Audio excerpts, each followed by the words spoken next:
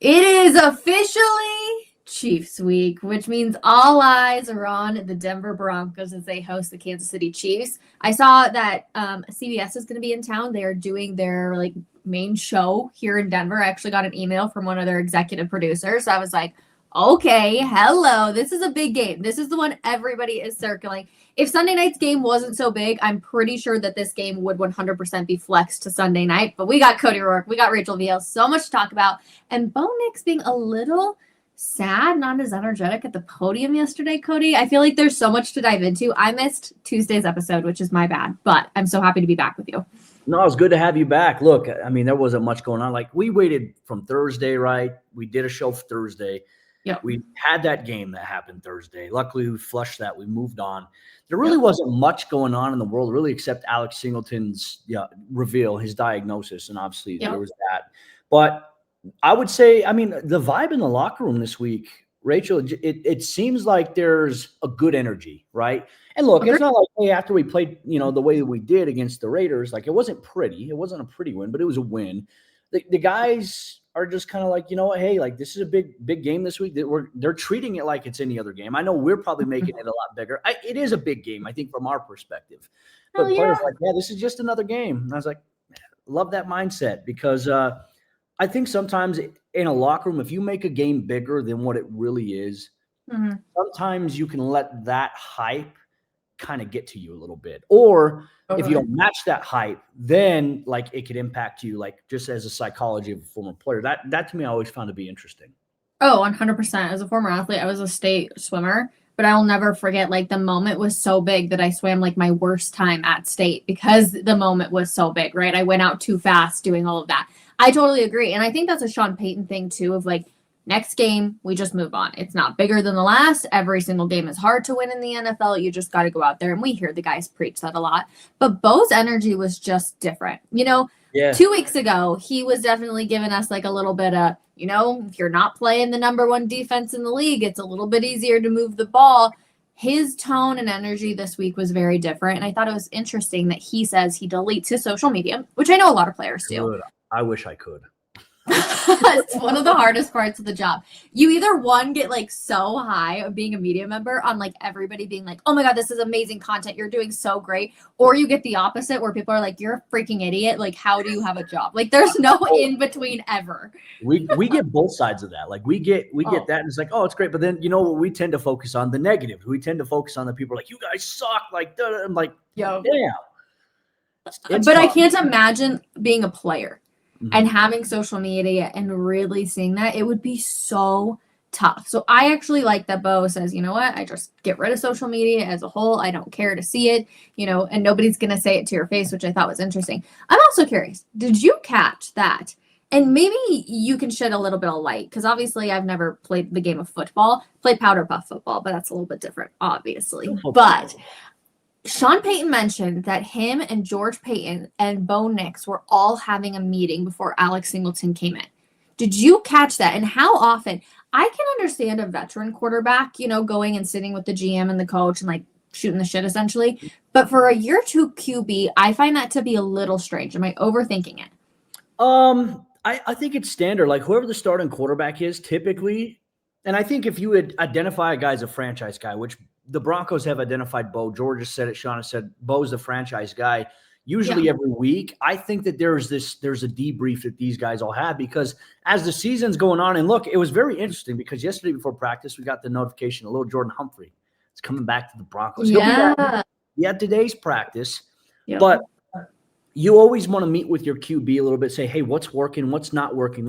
So for example, I think in a situation for Bo, obviously he and Sean will meet. They meet so often. They talk all the time. Yeah. And I think that's why, sometimes during games they get feisty with each other. That's normal. I think people read too much into that. Yeah. But you have these meetings and you debrief with your coach a lot and also your GM. So your GM is always kind of aware is hey, what's going on? Maybe George is asking them hey, if we're struggling with this, what's the reason? And they may say hey, our protection, maybe let's just say hypothetically, let's say center.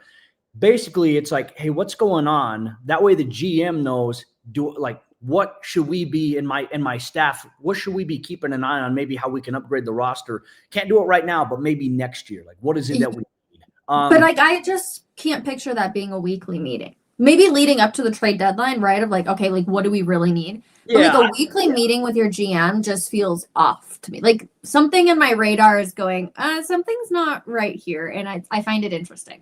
No, I think it is interesting, but I also think like in this situation, at least in Denver, and I think in places that like have their stuff really kind of sorted. I even think LA, you typically get these meetings all the time, just because George and Sean both report to Greg Penner, and look, obviously Sean in season's not going to be talking to Greg as much, just because Greg is like, hey, focus on what you need to focus on. Tell George what you need. We'll go out and we'll figure out what we need to do to make it happen. Right now, I mean, that's difficult, but I just think a meeting of the minds can sometimes be a good thing. It's, hey, what are you seeing? What are you feeling? Obviously not knowing the context of the meeting there in terms of what they were having, I think we could just only assume. It's just more so them talking about things. Yeah. Because George is very bright, such a bright football mind. And I remember when Sean was hired, everyone was like, I don't see how George and Sean are going to get along. I was like, hey, like, George is a former scout. Like, George loves doing the nitty-gritty, dirty work. So does Sean. That right there, these guys are going to be very aligned in the process. And so far they have been. But maybe it's also a thing for Bo, because, Rach, I mean, I even thought on Thursday night, and we've talked about this throughout the week, I feel like Bo – the last couple of weeks hasn't looked as confident. Like, you can tell his confidence is just like shot. Yes. Like, he's very reflective. Like, nobody beats himself up harder than Bo Nix does. So maybe this was more of a, hey, like, let's debrief here. Like, what's going on? What do you need? Like, let it out. Because you got to find a way to shake the slump a little bit. And I just think that, George checking in, Sean checking in with his quarterback, I think he's good. And Sean said it yesterday, says it's not all on Bo. Which I think that's always good. You want to do that. But I agree with you. Like, Bo's press conference yesterday, he was in a little bit more of a somber mood than we've normally seen.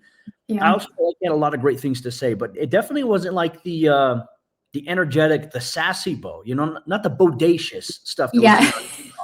Yes. Also, the guys in the locker room, though, like we kind of mentioned, they were like chipper. Like Mike McGlinchey was so good in the locker room yesterday. His answers were so thought out. He just had this energy to him. But my favorite quote from him was, "We're not apologizing for being 8-2.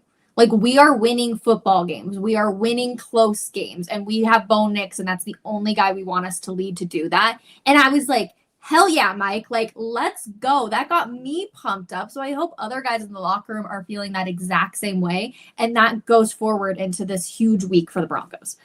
Yeah, look, I think, the NFL is such a week-to-week league. We saw some clunkers of some games over the weekend, like the Miami and Buffalo. I mean, the Eagles and the Packers on Monday night, that was a 10-7 game. Yep. That was an ugly game. Sunday night game between the Chargers and the Steelers wasn't necessarily the greatest either. I just think, this is such a weird year in the NFL, I think, regardless. But, I love that those guys are going to come and have Bo's back. Like, obviously, Mike did. So did Garrett Bowles. Garrett was like, they booed me for 4 years. Like, yeah. Oh, my God, iconic. He said, just give it time. We got to play the patient game, which I think people freaking out about Bo. I think it's so premature. Like, he's going through a slump. He's going to struggle. Like, Mahomes at times has gone through some slumps. But they view him as Superman. Like, he could have a bad game, and it's not going to be like, oh, what's going on with the Kansas City Chiefs and Patrick Mahomes? It's more like, oh, yeah, he'll be all right. It's just the scrutiny is different across the league. But I just felt like the vibe in the locker room, the energy out at practice, I just felt like the guys were locked in. Mm-hmm. And when you're not playing on a short week for Thursday night, I feel like it's easier. And so you're going to get guys in the mix. But, Rach, what was your thoughts on the injury report? Pat Surtain, Nate Atkins, J.K. Dobbins, Trent Sherfield was on the list. I'm trying to think who else was missing. Jonah Ellis. So many people. Very, very lengthy DMP list from Wednesday. Hopefully, fingers crossed, hopefully some of those guys return today. We'll see. I mean, I don't think J.K. is going to play this week. No, and I'm very fascinated too because they just had a little mini bye. So you're like, okay, that extra rest. So to see that many names on it, I was like, okay, this isn't good, right? Like, I feel like last year the Broncos were so lucky because really they didn't have that many injuries, and we all were kind of like, all right, like they're finally healthy, everything's good. And now this year we're like, okay, you have to be able to win games with guys out, next man up mentality. We hear a lot of players talking about it. I don't think JK is going to play this week either. I think that they are looking for that second, or they probably have honestly gotten that second opinion already. And if they're not going to put him on IR, I mean, you see what a bye week can do. You know, I feel like they're doing the exact same thing with Pat Surtain. Is like, okay, you have this bye coming up. How are you going to feel? Let's not put you on IR and hopefully be able to get you back here sooner rather than later. So I think that was interesting. I'm happy that Marvin was back. Hopefully he is going to be a go with them putting Bandy back on the practice squad. That leads me to believe that all things will be okay there. Trent Sherfield, he was my training camp darling. Okay. I'm very confused by the usage of him because he looked so good in camp. I remember talking about him multiple days in a row, being like, he was a stud out there. He was one of the main targets. He was doing great stuff, catching good balls. And then I feel like just no usage at all from him, which I don't know. I just thought it was so fascinating that you can go from being this like stud to really never seeing the ball. But then that brings in Lil Jordan Humphrey, right? On the opposite side of like, okay, if he's going to be out, you're bringing Lil Jordan Humphrey in. He already knows the system. Sean Payton likes him a ton. Talked very highly about his football IQ, and he can be a good blocker for you. So I liked Lil Jordan Humphrey. I'm glad that he is back in a Broncos uniform. I didn't think that, there was ever anything where I was like, oh, this guy, why are we bringing him back? But I think that they are struggling a little bit with the injury bug, and it's going to make it even harder on Sunday.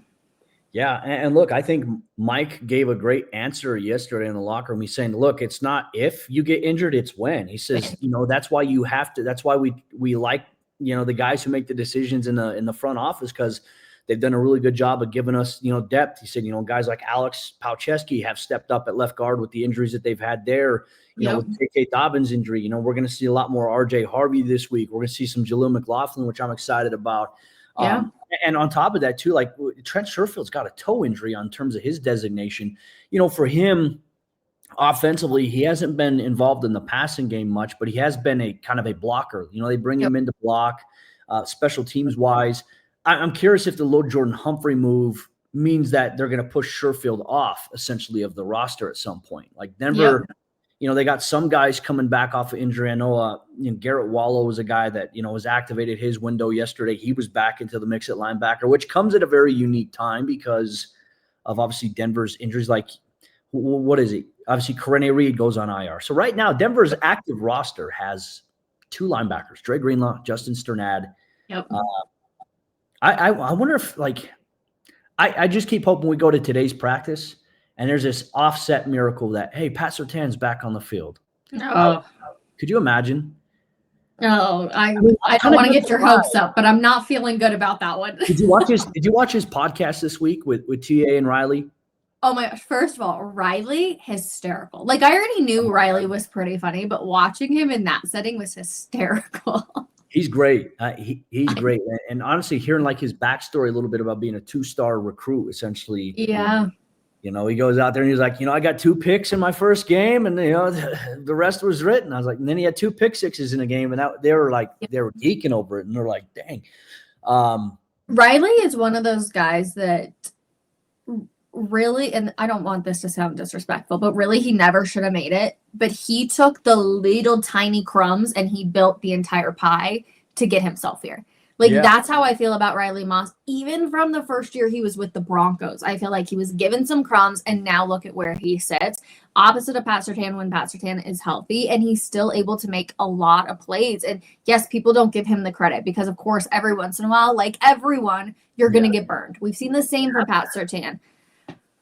It happens. Look, that's the nature of the cornerback position. Hey, I'm a former white cornerback myself. I played that underdog role. And the thing I love about Riley and what Riley said, stands true. Like I kind of applied that same principle in my playing career. Is there are a lot of people who just doubted you. It's like use that as motivation. Riley doesn't pay attention to social media either.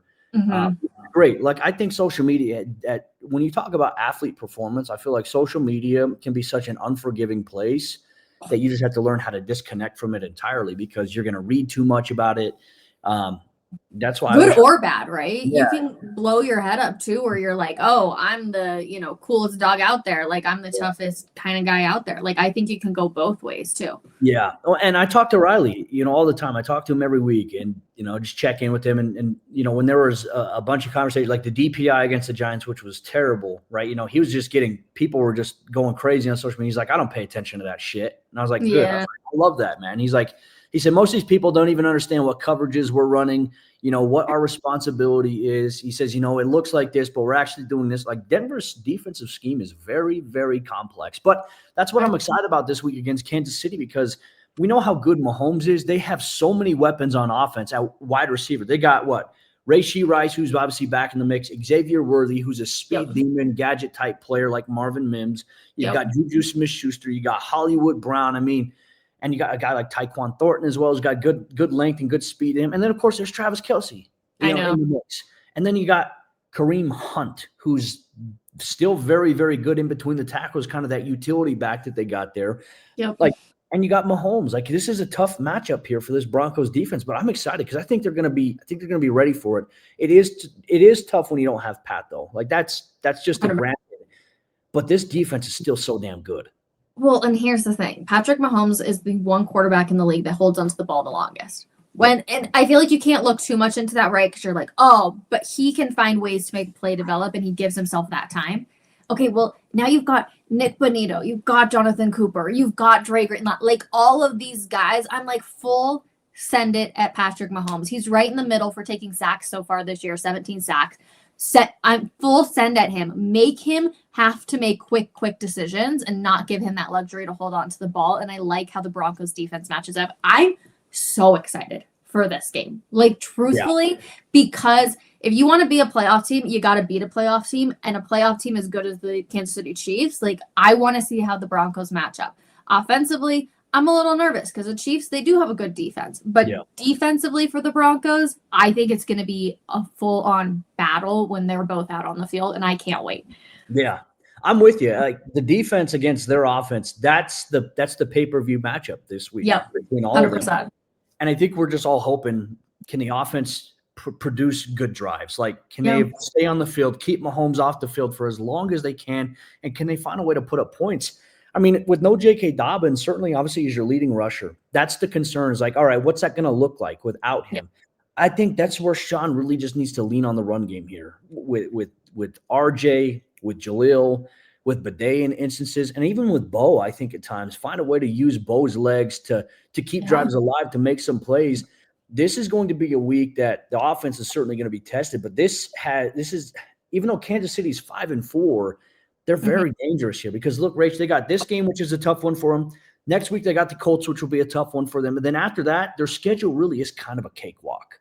They have an easy schedule. They play the Chargers one more time, granted, but their schedule is very easy. Like, they could very well – like, that's why this game is so important because Kansas City is in a position where they could go on a run after this game. And hopefully Denver can push them down to 5-5, and they can jump up to 9-2, go into that bye week. They match up well against the Commanders. They play the Raiders again. Denver's got a really great chance to just solidify their stance here as the top of the AFC West. Which would be so fun. But you have to remember Andy Reid is in the driver's seat for this Kansas City Chiefs team. 22-4 coming off of a bye. Coaching's going to matter. Coaching is going to be so big in this game. Which is why I just need Sean Payton to dumb down your playbook. Okay, Sean, this is the 1 week where we don't need to try any crazy things. Dumb it down, make it the plays that Bo can do. The plays that Bo is pinpointing every single week. Those are the plays you're running in the first quarter, not just in the fourth quarter. I want them to simplify things dramatically this week, and I actually think we are going to see that. So I'm really excited for it. Special teams to have Marvin back is going to be massive. But also, okay, interesting, Sean, bringing up all the penalties, right? Like, we have talked a lot about the offense struggling. Sorry, I just totally flipped back to circle. No, that's perfect. Sean is so right? We look at all of these penalties, but when we are having to ask Bo on 1st and 20 to figure it out, like they have to play smarter ball. And we've seen it week after week after week, which is probably another reason that the Broncos offense has been lacking because they're never fixing any of those issues. And I do think that goes back to the original point we kind of made too of like, it's not just on Bo, it's on everybody. You have to help out your year 2 QB. It cannot just be on him to go out there and save the day. 83 penalties through 10 weeks. Isn't that ugly? 42 of them, Rachel, are on the offense. On the offense. I know last week, 8 of 11 were on the offense. And I mean, ugly. Yeah. And so I talked to a couple of offensive players yesterday in the locker room, and I was just asking, like, what is it that is leading to you guys kind of just struggling here and getting off of these slow starts? And they said, honestly, we're playing behind the sticks far too much. We're having penalties are killing us when it's 2nd and 20. Like there was a play last week where I think it was in the third quarter where the hot mic caught Bo saying, "Get your effing personnel in." Oh my gosh, iconic by the way. I love it. Feisty Bo. Me too. Feisty Bo, fired up Bo was great. Like he was frustrated there, rightfully so. But it's like you just have a play. I felt like it was a positive play too. You got like 4 or 5 yards, and then it's like, nope, holding, offense, boom, back it up, 2nd and 20.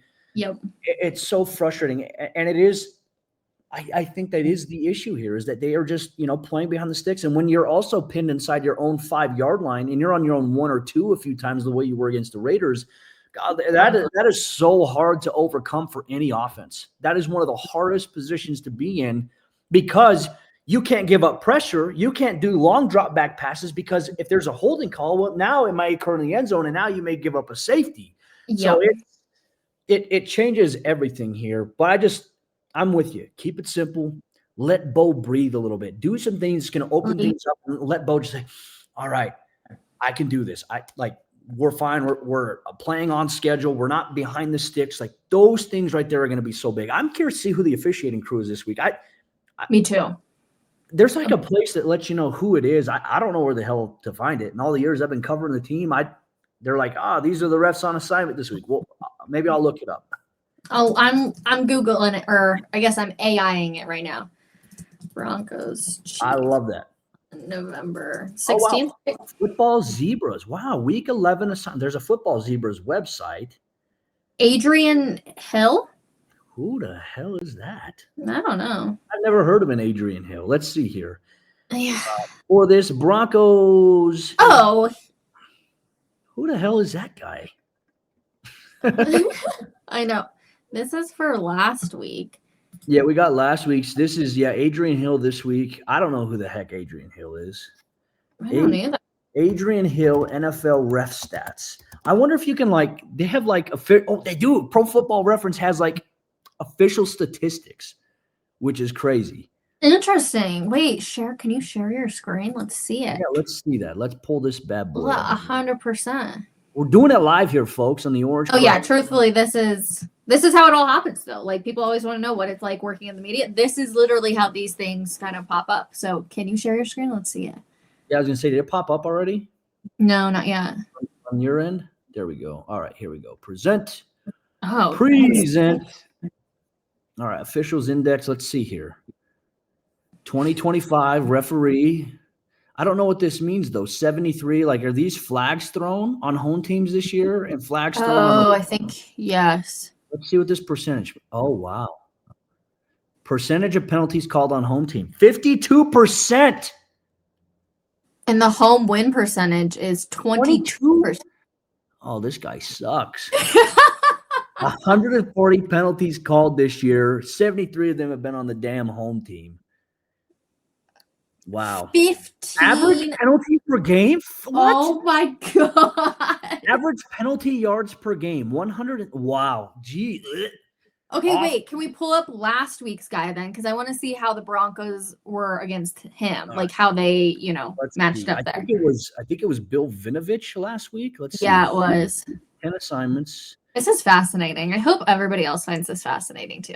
Yeah, they should, because this is the nitty gritty. It does play. Oh, okay. So Adrian Hill did the Giants at Bears game last week.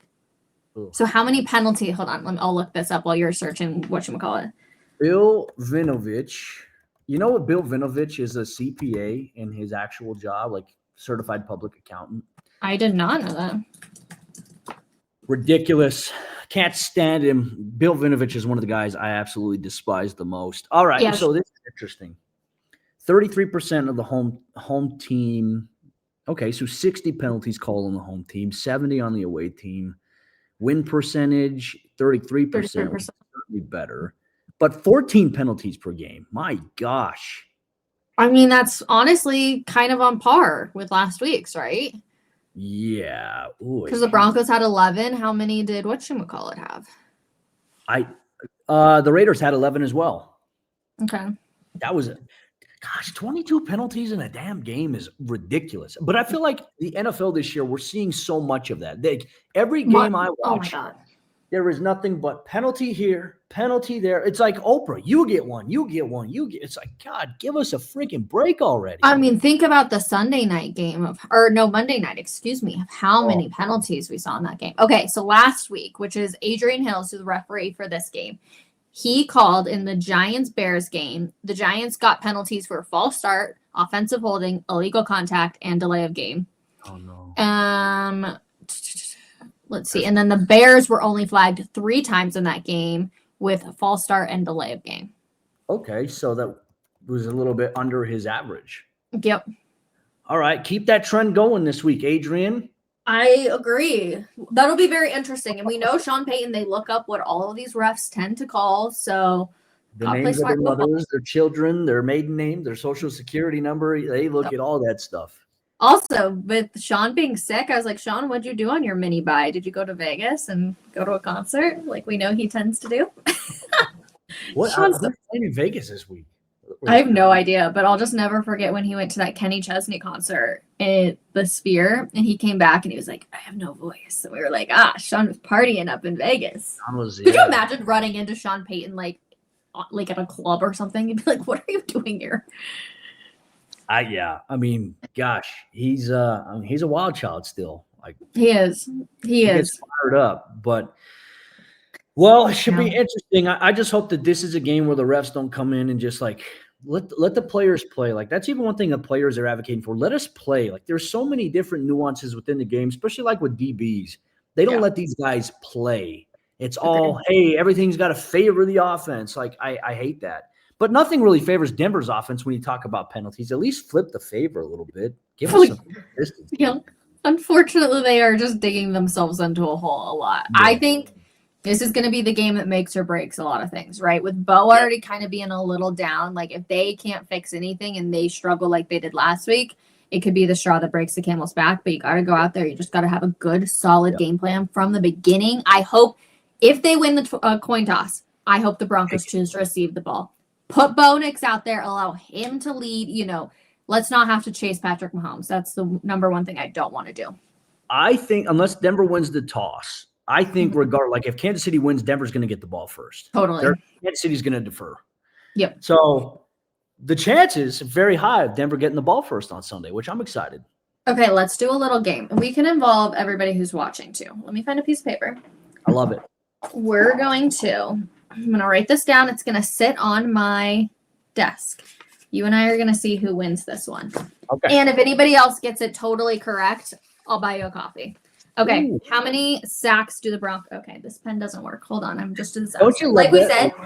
This is live, everybody. We don't mess around. How many sacks are you taking the Broncos D to have? 4. Okay. I was going to go 5, so I like it. I like it. That'd be great. 4. Okay. How many yards does Travis Kelce have? Because the Broncos do not fare well against tight ends. Less than 50. Okay. This is going to be fun. I know. I'm trying to. Here's one. Since you're doing less than 50, I'm going to do anywhere between 60 to 70. Okay. I'll throw a wild card one in there for you. Hit me. Will the Chiefs' offense be 50%, higher than 50%, or under 50% on third down? Ooh. Okay. Fun one. Well, I need to figure out how to write this in my I made like a little box. I'm like, okay, hold on. Chiefs offense, 50%. We'll remember what we're talking about. Yes. On third down. I guess I'll write that. I'm going under. Yep, I'm with you. Okay. We're both under. Under. Okay, one more. Ooh, this is going to be an interesting one. I know. You RJ Harvey?